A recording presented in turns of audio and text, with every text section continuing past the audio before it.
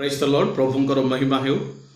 प्रिय माँ बापा भाई भौणी पुओ झील मैंने प्रभु वाक्य आम जिते देखा परमेश्वर वाक्य उपदेशक 12 पर्व 13 पद को आम जिते देखु से स्थान लिखा जाए सार कथा यही सब शुणा जाइए परमेश्वर को भय कर और ताहांकर आज्ञा सब पालन कर कारण यह ही मनुष्यर पूर्ण कर्तव्य कर्म।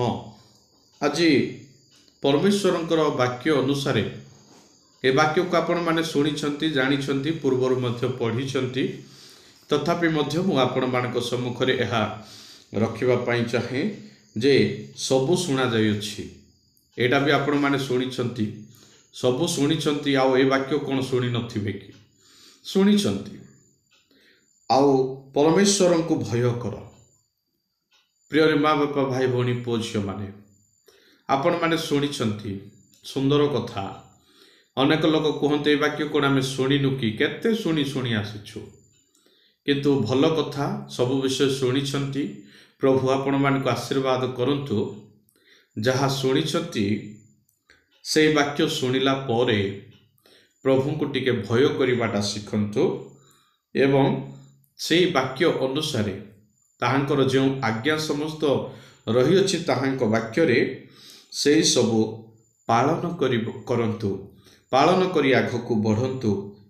यह मनुष्यर पूर्ण कर्तव्य गोटे कर्म अटे।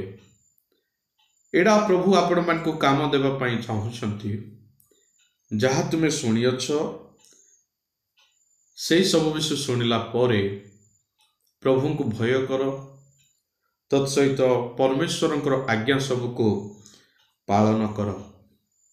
शुणिछ गोटे विषय तो सरी दुईटा विषय आपण मान जीवन में आवश्यक प्रभु को भय करिबा तत्सहित परमेश्वर आज्ञा को पालन करिबा मनुष्यर पूर्ण कर्तव्य कर्म। आज एटा जो कर्तव्य ताहाको भूली जाइछि परमेश्वर को भय करिबाटा गोटे कर्तव्य मनुष्यर तांकर आज्ञा को पालन करिबा गोटे कर्तव्य मनुष्यर किंतु मनुष्य आज ए समस्त विषय को भूली जाइछि आउ विभिन्न कर्म से करुछि। जो कर्तव्यर कर्म आमान को दिया जाइछि से कर्तव्यर कर्म आमे न करी विभिन्न कर्म को करुछु। आज लोक माने ठीक से ही प्रकार प्रभु देइथिबा कर्म न करी से माने विभिन्न कर्म से माने करुअछंती। जो अकर्तव्य कर्म सेथिरे से माने लिप्त अटंती ताहा से माने करुछंती। जेहेतु प्रिय माँ बापा भाई भौणी पुओ झील माने परमेश्वर कौन करिवे ना सही प्रत्येक कर्म पुणी भल कि मंद प्रत्येक गुप्त विषय से विचार रे आनिबे। जेतेबेले से विचार रे आनिबे आमानकर कर्तव्यर कर्म सेठी देखा जिबार अछि भल बोली देखा जिबार अछि। आमे ताहांको भय करुथिलु एहा देखा जिबार आवश्यकता रही अछि। आमे ताहांकर आज्ञा पालन करुथिलु एहा देखा जिबार आवश्यकता रही अछि। आमे ताहांकर वाक्य शुणुथिलु एहा देखा जिबार आवश्यकता रही अछि। निजको परखंतु प्रभु जेतेबेले विचार रे आनिबे आमानकर समस्त कर्म को सेथिरे आमे भल देखा जिबा तो परमेश्वर भयकारी बोली जणा जिबा तो परमेश्वरंकर आज्ञा पालनकारी बोली जणा जिबा तो हुए तो मनुष्य को आपण माने आज ठकी थाई पारंती। मनुष्य दृष्टि आपण माने जे कोनसी कर्म करी आपण मानकर समस्त गुप्त विषय को लुचई थाई पारंती।